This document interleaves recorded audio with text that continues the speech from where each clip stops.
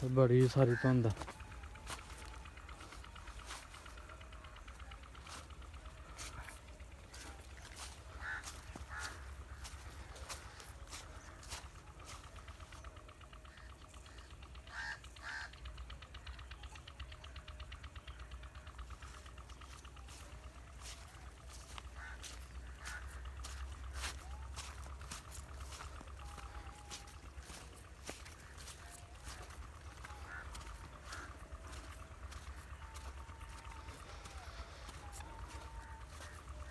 जी प्यालियां बिच बड़ियां गिल्लियां ने ते बिच माशाअल्लाह कनक किड्डी किड्डी होई दी है।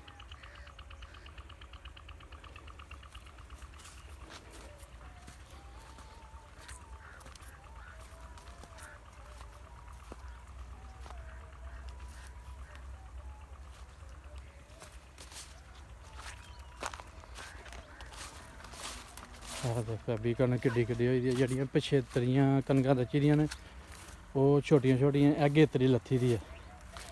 इनू हुण पानी दी लोड़ आ पूरे दी। कैनू मालक पानी देखो पिंडू थोड़ा जा हटना ते पिंड नहीं नज़र आंदा पे। मज़े वाली धुंध पई दी अज, मज़े वाली।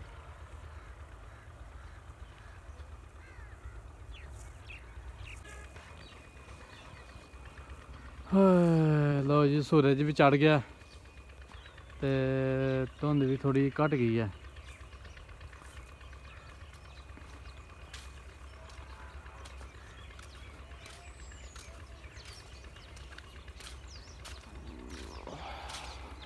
शहजादा चढ़े।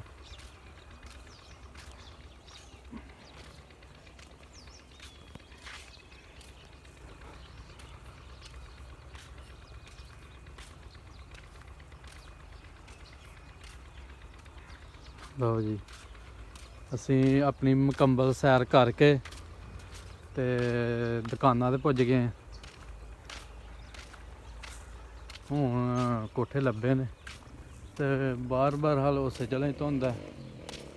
चलो ठीक हो गया जी इंशाअल्लाह। अज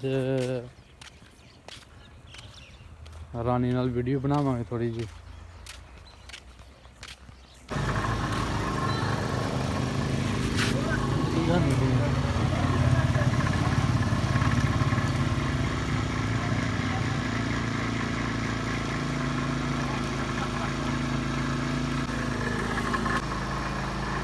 लो जी रानी की जगह साफ सुथरी हो गई है तो हुण रानी नूं जेहड़ा नाश्ता लियाने ना। रानी की खाने कक्ख नहीं खाना। ओहो बड़ी गल है, बड़ी गल है रानी तेरी। क्या रोटी लिया के देना तेनू।